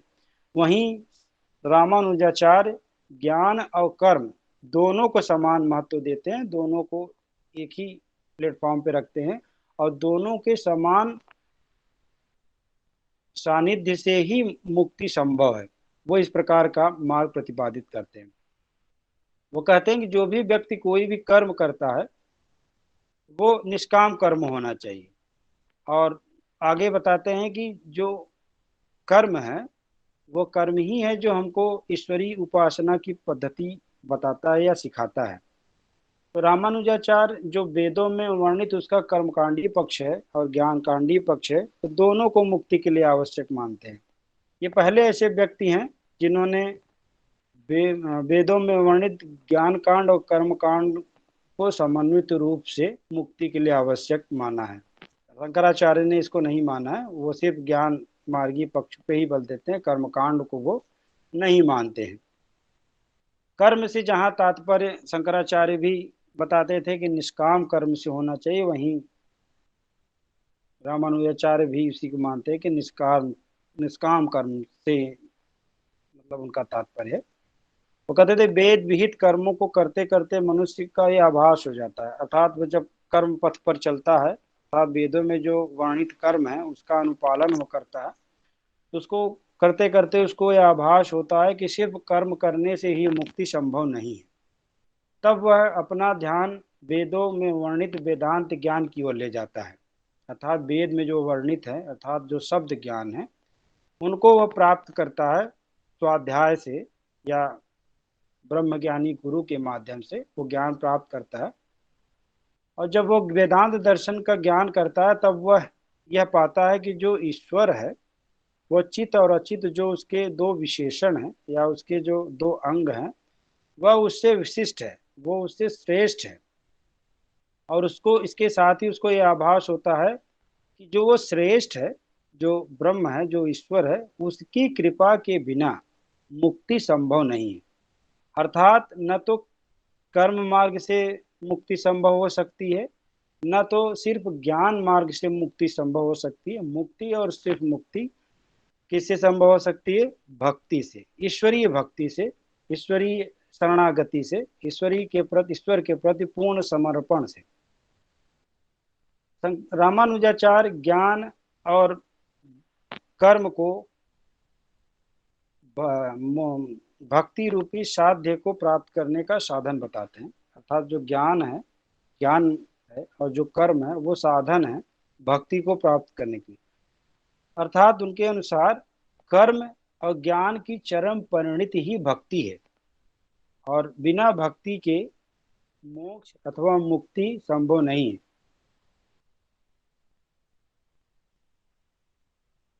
बात नहीं समझ में आई आप लोगों को? जी सर, बिल्कुल। जी सर। कुछ पूछना है आप लोगों को इसमें?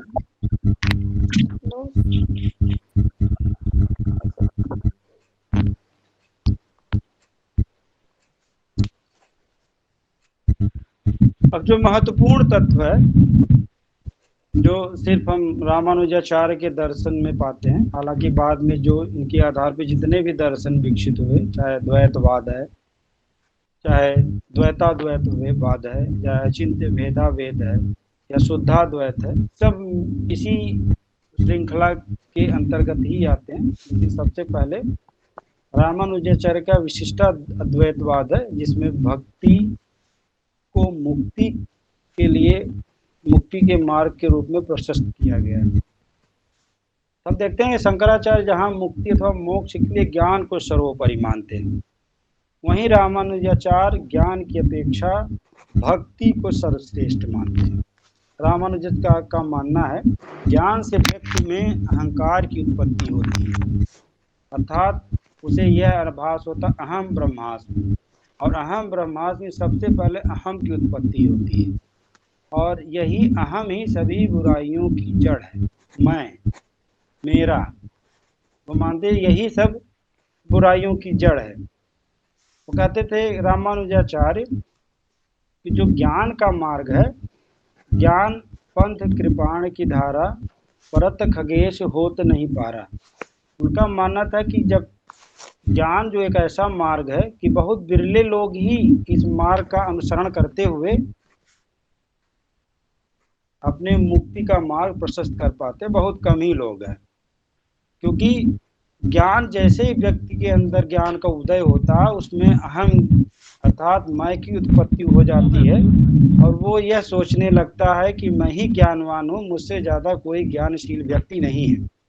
और जैसे ही इस चीज़ की उत्पत्ति होती है, तैसे ही उसका पराभव निश्चित हो जाता है। तो बहुत कम ही व्यक्ति हैं जो ज्ञान मार्ग के माध्यम से अपनी मुक्ति का मार्ग प्रशस्त कर पाते हैं। रामानुज ने इसे दुरूह मार्ग कहा। जो ज्ञान मार्ग है उसको निवृत्ति मार्ग भी कहा जाता है। शंकराचार्य ने जहाँ निवृत्ति मार्ग का अनुसरण किया है, वहीं रामानुजाचार्य उसको प्रपत्ति मार्ग कहते हैं। निवृत्ति मार्ग मतलब होता है कि संसार को त्याग देना, और संसार को बिना त्यागे आप मोक्ष अथवा मुक्ति को प्राप्त नहीं कर सकते। तो रामानुजाचार्य का कहना है कि संसार को त्यागने की कोई आवश्यकता नहीं है। आप संसार के सभी चीज़ों का पालन करते हुए, सभी दायित्वों का निर्वहन करते हुए भी आप मोक्ष के अधिकारी हैं और मोक्ष प्राप्त कर सकते हैं। वहीं रामानुजाचार्य कहते हैं कि जहाँ ज्ञान के आधार पर समाज के सभी व्यक्तियों का मुक्ति संभव नहीं है, वहीं भक्ति के माध्यम से सभी व्यक्ति का मुक्ति संभव हो सकता है। हम लोग सभी जानते हैं कि ज्ञान अथवा विद्या सभी को प्राप्त करने का अधिकार नहीं था। उसमें खासकर शूद्र वर्ग और महिलाएं जो थी, उनको ज्ञान प्रदान करने से वंचित रखा जाता था। तो रामानुजाचार्य का कहना था कि क्या महिलाएं और ये जो शूद्र श्रेणी के लोग हैं, ये मुक्त या मोक्ष के अधिकारी नहीं हैं, इनको क्या मोक्ष प्राप्त नहीं हो सकता है? तो उन्होंने कहा कि ज्ञान की अपेक्षा भक्ति ज़्यादा सरल मार्ग है, जिसके आधार पर ज्ञानी अज्ञानी और सभी वर्ग, जो भी अमीर वर्ग है, गरीब वर्ग है, उच्च वर्ण है, निम्न वर्ण है, सभी लोग इस मार्ग से अपनी मुक्ति का मार्ग प्रशस्त कर सकते हैं।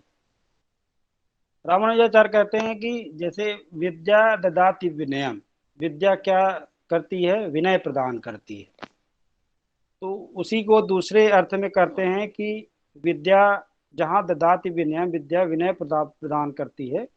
तो विद्या कभी कभी दूसरे अर्थ में भी वो परिभाषित करते हैं कि विद्या विपादाय, धन मदाय, शक्ति प्रेषाम परिपीणाय। अर्थात जब विद्या अधिक हो जाती है तो विवाद उत्पन्न होता है। बहुत ज़्यादा ज्ञानशील व्यक्ति जब होता है, जिसमें अहम का विकास हो जाता है, वे जानता है कि मुझसे ज़्यादा कोई ज्ञानवान नहीं है, तब वह तर्क कुतर्क पर उतारू हो जाता है और विवाद को जन्म देता है। उसी प्रकार जब ज़्यादा धन एकत्रित हो जाता है तो वो भी एक तरह से विवाद का ही कारण बनता है। धन मदाय, व्यक्ति कहता है कि हमारे पास 4 गाड़ी है, हमारे पास इतनी संपत्ति है, हमारे पास यहाँ जमीनें हैं, वहाँ जमीनें हैं।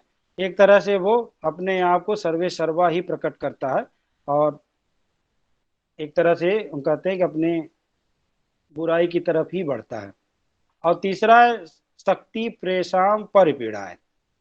शक्ति व्यक्ति इसलिए ग्रहण करता है ताकि वो दूसरों पे शासन कर सके, दूसरे उसको परिणाम पाती कर सकें, दूसरे उसको सर्वोच्च स्थिति को उसको स्वीकार कर सकें, या वह दूसरे लोगों को दबा पाए अपने शक्ति के बल पर। यही यदि हम इसको रामानुजाचार्य कहते हैं, यही यदि हम इसको उलट दें, उल्टा कर दें, विद्या ददाति विनयम, इसको हम यदि उल्टा कर दें कि हमारे पास अधिक ज्ञान हो गया है या अधिक ज्ञान की हमको अनुभूति है या मैं बहुत ज्ञानशील हूँ, तो मैं अपने ज्ञान को बांटूं लोगों में और लोगों के मुक्ति का मार्ग प्रशस्त करूं, वो ज्यादा लाभदायक है। दूसरा है, अगर आपके पास ज्यादा संपत्ति हो गई है तो संपत्ति के मद में चूर होने की बजाय आप दुखों दरिद्रों की सेवा करें, जो जिनको आवश्यकता है उसमें दान दीजिए कि आपके पास अधिक संपत्ति हो गई है। तीसरा है जो है वो है शक्ति आपके पास अधिक इकट्ठा हो गई है, आप बहुत शक्तिशाली हो गए हैं, तो दूसरों की रक्षा करें, दूसरे की क्षति से उसको बचाएं। तो अगर आप ऐसा करते हैं तो अवश्य रूप में आप ईश्वर की पूजा करते हैं, और ईश्वर की जब पूजा आप इस रूप में करते हैं तो अवश्य ही ईश्वर आपको मुक्ति का मार्ग प्रशस्त करेगा। रामानुजाचार्य के एक शिष्य हुए रामानंद, और रामानंद को आप लोग बखूबी जानते होंगे कि भक्ति को दक्षिण भारत से उत्तर भारत रामानुजाचार्य ले आए थे, और उनका भी मानना था कि जाति पात पूछे नहीं कोई, हरि का भजय सो हरि का होय। उन्होंने भी सामाजिक व्यवस्था पर कुठाराघात किया था, और उन्होंने सभी व्यक्तियों के लिए मुक्ति का मार्ग प्रशस्त किया था, जो कि रामानुजाचार्य से ही उन्होंने सीखा था। और रामानुजाचार्य के शिष्य रामानंद हुए। रामानंद के भी शिष्य हम देखते हैं कि अनेक जातियों के लोग थे। कबीर जुलाहे थे, पीपा, धन्ना, सूरदास, ये जो थे अलग अलग जातियों के व्यक्ति थे, अर्थात सभी जातियों के व्यक्ति उनके शिष्य थे। और कबीर ने भी अपने साहित्य में वर्णन किया था कि जब मैं था तब हरि नाही, अभी हरि है तो मैं नाही, प्रेम गली अतिशाकरी, इसमें दो ना समाए।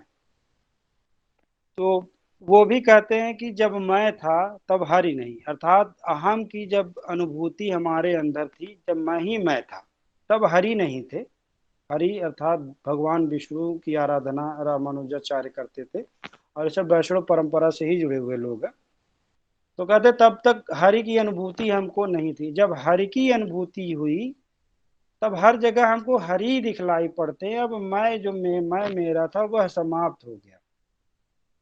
फिर उन्होंने कहा प्रेम गली अतिशाकरी, या में दो ना समाए, मतलब या तो हरि रहेंगे या तो अहम या मैं रहूंगा। मैं रहूंगा तो हरि नहीं रहेंगे, और हरि रहेंगे तो मैं नहीं रहूंगा। तो दोनों में से एक ही चीज रह सकती है। रामानुजाचार्य ने का भी एक वर्णन एक बार मिलता है कि रामानुजाचार्य एक बार स्नान करके बाहर आए, और अपने एक शूद्र शिष्य था उसकी कुटिया में उन्होंने अपना थोड़ा देर उन्होंने विश्राम किया। तो एक व्यक्ति उधर से गुजर रहा था, तो उसने रामानुज से पूछा कि आप तो उच्च कोटि के ब्राह्मण वर्ग से आते हैं, वेद प्रस्थान त्रयी पे भाष्य कर रहे हैं, वेदों के जानकार हैं, फिर भी आप इस शूद्र के संपर्क में हैं। तो उन्होंने रामानुजाचार्य ने बड़े अच्छे शब्दों में उनका उत्तर दिया कि ये आपको शूद्र दिखलाई पड़ रहा, मुझे तो ये ब्रह्म दिखलाई पड़ रहा है। मुझे तो सारे जगत में ब्रह्म ही ब्रह्म दिखलाई पड़ता, मुझे तो जात पात या वर्ण दिखलाई ही नहीं पड़ता। तो इस प्रकार से भी उन्होंने सामाजिक व्यवस्था पर कुठाराघात प्रस्तुत किया, और समाज के सभी वर्गों के लिए मुक्ति का जो सबसे सरल मार्ग था जिसको भक्ति मार्ग कहा जाता है या प्रपत्ति मार्ग या शरणागति मार्ग कहा जाता है, उसका प्रतिपादन रामानुजाचार्य ने किया। और ये भक्ति मार्ग उन्होंने अलवार संतों से ही सीखा था, जिसका प्रभाव रामानुजाचार्य पर पड़ा। आप लोग जानते होंगे दक्षिण में अलवार नैनार थे, नैनार शैव भक्त थे, अलवार वैष्णव संप्रदाय से जुड़े हुए थे। इनके जो गुरु थे यामुनाचार्य रामानुजाचार्य के, वो भी अलवार ही थे। तो अलवारों का भी प्रभाव था इन पे, और वहीं से ये भक्ति अपने विशिष्टाद्वैतवादी दर्शन में उन्होंने ये लेकर के आए, और इन्होंने मुक्ति का सबसे सरल मार्ग प्रस्तुत किया, जिसपे ज्ञानी अज्ञानी या सभी वर्गों के लोग इस माध्यम से मुक्ति प्राप्त कर सकते हैं। भक्ति या मुक्ति का मार्ग है कि ईश्वर के प्रति पूर्ण समर्पण भाव, अर्थात मैं जो भी कुछ करता हूँ वह सब ईश्वर तेरे लिए ही करता हूँ।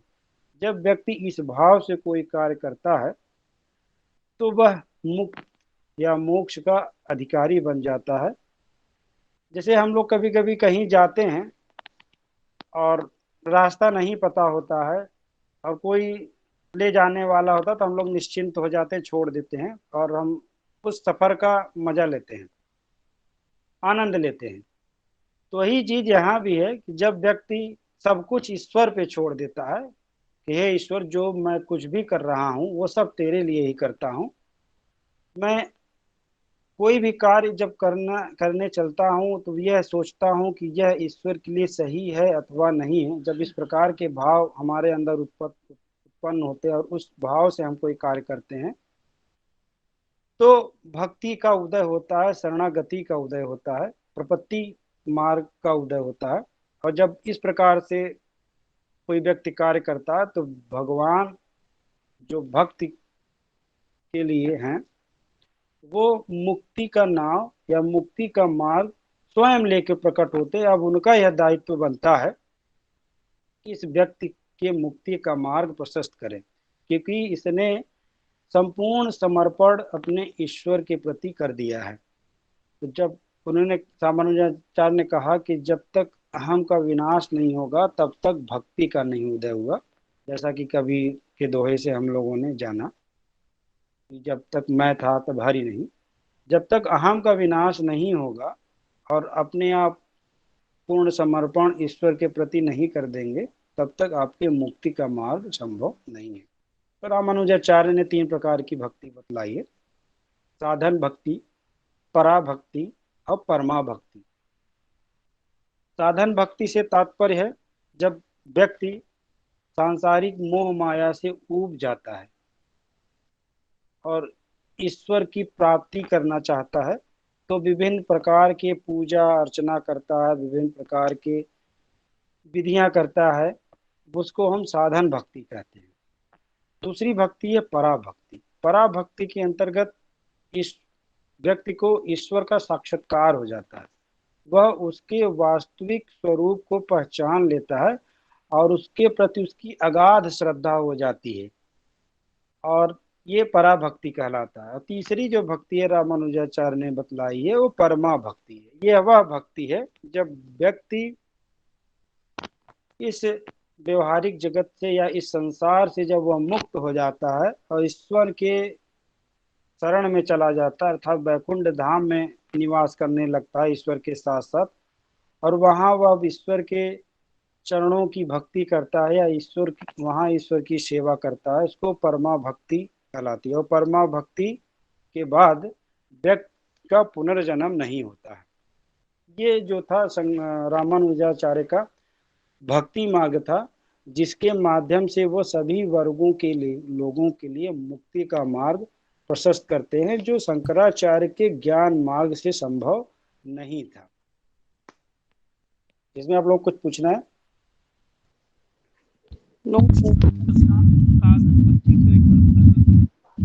आवाज नहीं आ रही। सर ये साधन भक्ति के बारे में बता दीजिए फिर से एक बार। साधन भक्ति मतलब जो वो सांसारिक विषयों चीज से मन उसका उठ जाता है और वो ईश्वर को प्राप्त करना चाहता है, अर्थात ईश्वर की स्तुति करने लगता है, तब वह साधन भक्ति कहलाता है। और साधन भक्ति के अंतर्गत विभिन्न प्रकार के पूजा अर्चना जैसे हम लोग करते हैं, हम लोग दिनचर्या में हमारी शामिल है कि हम लोग ईश्वरीय साधना करते हैं, उसके प्रति विभिन्न प्रकार के नैवेद्य अर्पित करते हैं, पूजा अर्चना करते हैं, बहुत सारे विधियां हैं जिसके माध्यम से हम ईश्वर की भक्ति करते हैं, वो साधन भक्ति कहलाती है। विभिन्न साधनों के माध्यम से जो भक्ति की जाए वो साधन भक्ति है। और किसी कुछ पूछना?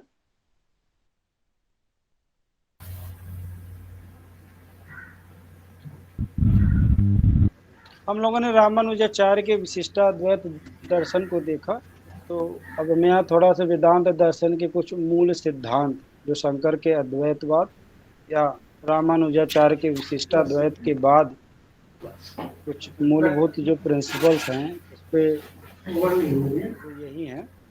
हमने सबसे पहले देखा कि ये जो ब्रह्मांड है ब्रह्म अथवा ईश्वर द्वारा निर्मित है। दूसरा जो मूल सिद्धांत है ब्रह्म और जगत में ब्रह्म जो है विशिष्ट है। तीसरा है आत्मा और ब्रह्म का अंश है। चौथा है मनुष्य अनंत ज्ञान और शक्ति का स्रोत है। जो भी संसार में जितने भी प्राणी पाए जाते हैं उसमें मनुष्य सर्वश्रेष्ठ प्राणी कहलाता है, क्योंकि वो मनुष्य योनि है जिसमें व्यक्ति अपने मुक्ति का मार्ग प्रशस्त कर सकता है। अगला है मनुष्य का जो विकास क्रम है उसके संचित प्रारब्ध और संचयमान कर्मों पर निर्भर करता है। इसकी चर्चा भी हम लोग कर चुके हैं। अगला है मनुष्य जीवन का जो अंतिम उद्देश्य है मुक्ति अथवा मोक्ष है, और मुक्ति और मोक्ष के लिए ज्ञान योग, कर्म योग और भक्ति योग आवश्यक है। इसकी चर्चा हम लोग वेदांत दर्शन में कर चुके हैं। आप लोगों के मन में यह प्रश्न उठ रहा होगा कि कौन सा दर्शन सही है, अद्वैतवाद सही है, विशिष्टाद्वैतवाद सही है, एक और दर्शन है जो बहुत प्रचलित है द्वैतवाद। जी सर। दो ही एक्सट्रीम है। एक शंकर का अद्वैत एक एक्सट्रीम है, दूसरा एक्सट्रीम है रामानुजाचार्य का विशिष्टाद्वैत। बाकी जितने भी वेदांत दर्शन से दर्शन विकसित हुए हैं, जितने वाद विकसित हुए, सब रामानुजाचार्य के विशिष्टाद्वैत पर ही आधारित है। जैसे शंकर ने अद्वैत पर कहा कि वो मूल तत्व सिर्फ एक ही है, ब्रह्म है, ब्रह्म ही मूल तत्व है, तो माया अथवा विद्या के कारण हमको उसके विविध रूप दिखलाई पड़ते हैं, अंत में वो ब्रह्म ही होता है। रामानुजाचार्य कहते हैं कि नहीं, ब्रह्म तो है ही है, वो अद्वैत है, एको ब्रह्म द्वितीयो नास्ति, ब्रह्म के अलावा और कोई नहीं है। लेकिन वो शंकर के मायावाद जिसको सिद्ध शंकराचार्य नहीं कर पा रहे थे, मैं जहां तक समझ पा रहा हूं, इसी कारण रामानुजाचार्य ने दो अन्य मूल तत्वों की सत्ता स्वीकार की, चित्त और अचित्त की। अर्थात अगर सृष्टि की संकल्पना हम करते हैं तो सृष्टि की संकल्पना में हमने शंकराचार्य के अद्वैतवाद में भी देखा था कि जो ब्रह्म था सगुण रूप में उत्पन्न होता था सृष्टि की संरचना में, और रामानुजाचार्य के दर्शन में हम ब्रह्म को सगुण रूप में तो देखते ही, वो सगुण रूप में ही स्वीकार करते हैं। अर्थात जब सृष्टि की संरचना होगी तो सृष्टि की संरचना अर्थात क्रिएटर में हम विभिन्न गुणों का आरोपण करेंगे कि वही सृष्टि को बनाए रखता है, वही सृष्टि का उत्पत्ति करता है, वही उसका नाश करता है। जब इन प्रकार के गुणों का आरोपण करते हैं तो ईश्वर जो होता है सगुण हो जाता है। इस आधार पे जो रामानुजाचार्य थे उन्होंने ब्रह्म के अलावा अन्य दो तत्वों की सत्ता स्वीकार की, इसलिए इनका दर्शन विशिष्टाद्वैतवाद कहलाता है। वो भी अद्वैत है लेकिन विशिष्ट प्रकार का, इसलिए विशिष्टाद्वैत है। इसी क्रम को आगे बढ़ाते हुए माधवाचार्य का द्वैतवाद है। ये भक्ति जो परंपरा की शुरुआत रामानुजाचार्य से शुरू हुई, ये धीरे धीरे अपनी पराकाष्ठा की ओर बढ़ रही है। उसी पराकाष्ठा के क्रम में माधवाचार्य ने द्वैतवाद का दर्शन विकसित किया। इन ना तो ब्रह्म एक है ना तो ब्रह्म तीन है, ब्रह्म और जीव जगत सिर्फ दो ही मूल तत्व हैं, तीन मूल तत्व नहीं है। एक मूल तत्व ब्रह्म अथवा ईश्वर है जो विष्णु अथवा वासुदेव के रूप में विद्यमान है, और दूसरा जो मूल तत्व है वो है जीव और जगत अर्थात क्रिएशन और क्रिएटर। अगर हमको कोई चीज़ दिखलाई पड़ रही है मान लीजिए टेबल बना है, तो टेबल बना है तो हमको क्रिएशन दिख रहा है, तो हमारे अंदर सहज अनुभूति उत्पन्न होती है या जिज्ञासा उत्पन्न होती है कि इस टेबल को बनाने वाला कौन है और ये टेबल बना किससे है, अर्थात इसका उपादान कारण कौन है और निमित्त कारण कौन है। निमित्त कारण अर्थात ईश्वर, उपादान कारण अर्थात लकड़ी जिससे वह चीज बनी हुई है। तो यहाँ हम देखते हैं थोड़ा सा भक्ति अपने चरम पे पहुंच जाती है, चरम तो नहीं कहेंगे, एक क्रम आगे बढ़ जाती है माधवाचार्य के द्वैत दर्शन में, कि नहीं दो ही मूल तत्व हैं, ब्रह्म और ईश्वर, अर्थात भगवान और भक्त। भगवान और भक्त एक नहीं हो सकते। भगवान असीम है, अनंत है, सर्वव्यापी है, वो सूक्ष्म जीव कैसे हो सकता है, उसको उसने तो हमको बनाया है, तो हम ब्रह्म अथवा ईश्वर जैसे कैसे हो सकते हैं, या हम ब्रह्म कैसे हो सकते हैं, ये माधवाचार्य का दर्शन है। तो उन्होंने कहा कि नहीं नहीं, जो ब्रह्म अथवा ईश्वर है वो सर्वश्रेष्ठ है और ब्रह्म अलग है, जीव जगत दूसरा जो मूल तत्व है वो अलग है। तो हम लोगों में प्रश्न उठता है कि भाई सब अलग अलग क्यों कह रहे हैं, तो हम तो लोगों को देखने के थोड़ा से दृष्टिकोण में अंतर है। विवेकानंद एक नव वेदांती हुए थे, आप लोग विवेकानंद के बारे में, स्वामी विवेकानंद के बारे में जानते ही हैं। उन्होंने तीनों जो आपके ये दर्शन हैं, अद्वैतवाद, विशिष्टाद्वैतवाद और द्वैतवाद, तीनों को 3 सोपान के रूप में परिभाषित किया है। उन्होंने कहा कि ये 3 सोपान है, हम इसको अलग अलग समझ रहे हैं, अलग अलग समझने की हमारी भूल है, ये अलग अलग नहीं है, ये एक ही तत्व को परिभाषित करते हैं।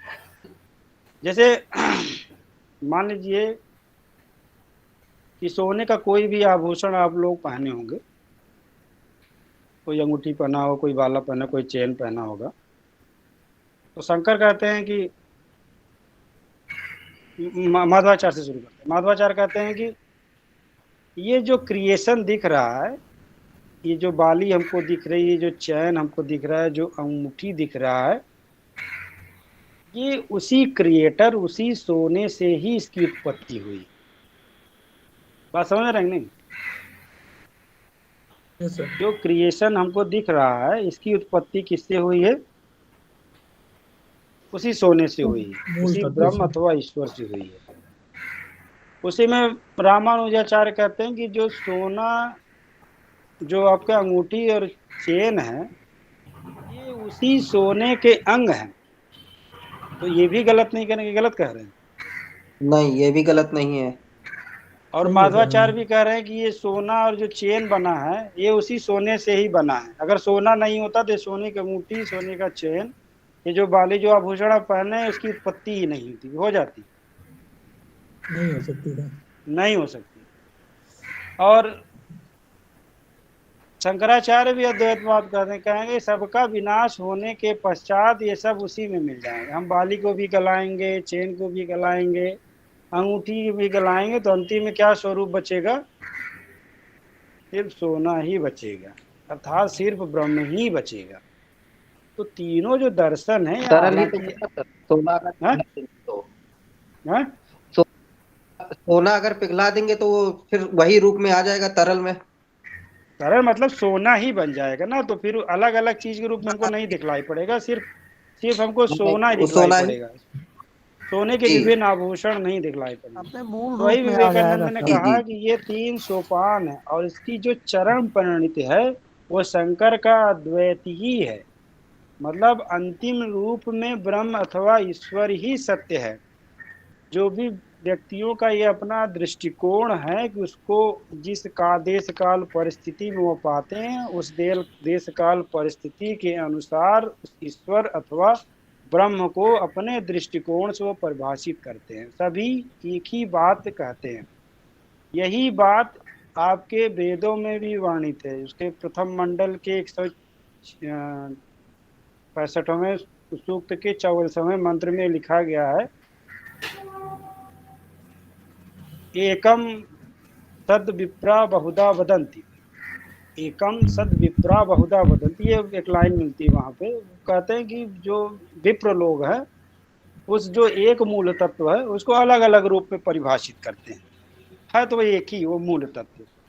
तो यहाँ जो भी हम लोग दर्शन की व्याख्या कर रहे हैं वो सब उसी चरणम परिणित अर्थात ईश्वर को जिस रूप में जिसने देखा, जिसको जो समझ में आया उसको उसने उसी रूप में परिभाषित किया हो, चाहे शंकर का द्वैत हो, रामानुजाचार्य का विशिष्टाद्वैत हो, या माधवाचार्य का द्वैतवाद हो। आगे हम लोग देखते हैं कि अचिंत्य भेदाभेद होता है जिसमें निम्बार्काचार्य बाद अलग दर्शन के रूप में परिभाषित करते हैं। फिर भक्ति को और प्रभावशाली बनाने के लिए इसमें कीर्तन को जोड़ दिया जाता है, गाना गाने की पद्धति, नाच गाने से ईश्वर को भाव विभोर या उसको प्राप्त करने का, मतलब धीरे धीरे भक्ति अपने पराकाष्ठा की ओर बढ़ती गई। और आज भी देखिए शंकराचार्य का अद्वैत या ज्ञान मार्गी पक्ष पे बल इतना नहीं दिया जाता जितना भक्ति को दिया जाता। आज हम सभी लोग भक्ति करते हैं, किसी न किसी ईश्वर की आराधना करते हैं। और ईश्वर की आराधना के अंतर्गत जब एक बार या भगवत गीता में ही एक वर्णन मिलता है,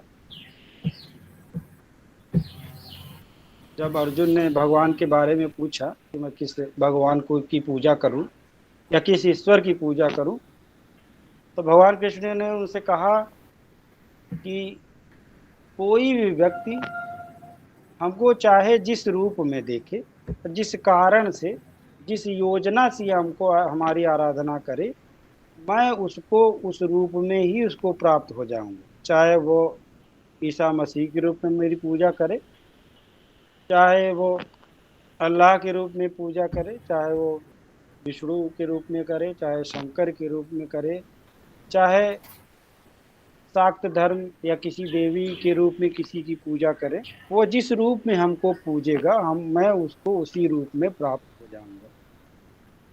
तो ये जो भक्ति का मार्ग था रामानुजाचार्य के द्वारा जो प्रस्तुत किया, आज भी हम देखते हैं कि समाज में विद्यमान है और लोग उसी के आधार पर अपनी मुक्ति का मार्ग प्रशस्त करते हैं और उसी पर चल करके अपने मोक्ष को पाना चाहते हैं। आप लोगों को कोई प्रश्न हो इस संबंध में? सर इस संबंध में स्वामी दयानंद सरस्वती क्या कहते हैं? स्वामी दयानंद सरस्वती भी यही कहते हैं कि कहते हैं वेदों की ओर लौटो, अर्थात जो हमारे वेद हैं वो वेद में ही सच्चा ज्ञान विकसित किया है, मतलब वो सच्चा ज्ञान हमारे वेदों में ही व्याप्त है। बाहर की दुनिया या बाहर के पाश्चात्य ज्ञान की तरफ आप मत भागिए। पाश्चात्य ज्ञान हमारे जो अध्यात्म ज्ञान से नीचे है, तो वेदों के लौटे और वेदों में वर्णित ज्ञान है वो ज्ञान सर्वश्रेष्ठ है। उस ज्ञान के माध्यम से व्यक्ति अपनी मुक्ति का मार्ग प्रशस्त कर सकता है। विवेकानंद में भी जब वहाँ पहली बार जब भाषण देने गए थे, उन्होंने कहा था कि आप पहला संबोधन मेरे प्यारे अमेरिकी भाइयों बहनों, और इस शब्द को वहाँ बड़ा स्वीकार किया गया था, लोग बड़े उसे भाव विभोर हुए। तो उन्होंने कहा कि आप आध्यात्म भारत की तरफ मत भेजो, भारत का आध्यात्म के आगे बहुत आगे है। आप यदि कुछ भेजना चाहते हैं तो आप वहाँ की समृद्धि के लिए, वहाँ के लोगों के लिए, वहाँ की गरीबी दूर करने के लिए ऐसे संसाधनों को भेजिए जिससे भारत अपनी गरीबी को दूर सके। और अध्यात्म जो भारत की रीढ़ है उसकी शिक्षा आप हमसे लीजिए। जी सर, थैंक यू सर।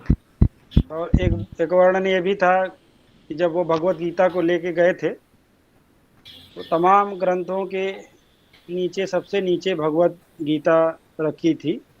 तो बहुत सारे पाश्चात्य जो विद्वान थे ये देख के हंस रहे थे, भगवत गीता की कितना निचला स्थान मिला हुआ।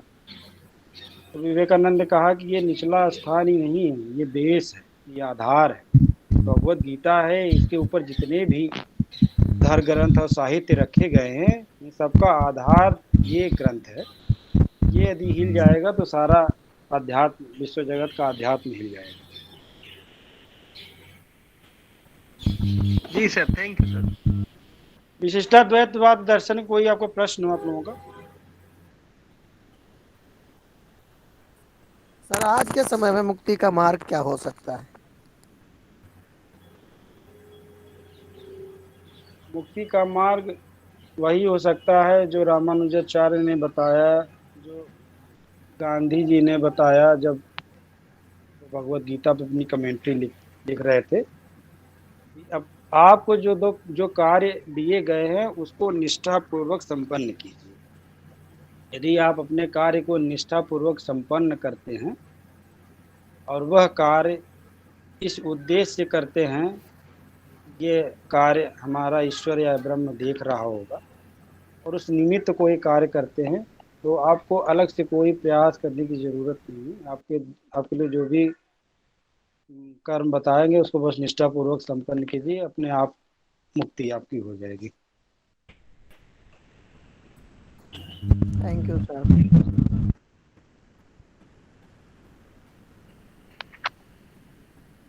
और किसी कोई प्रश्न?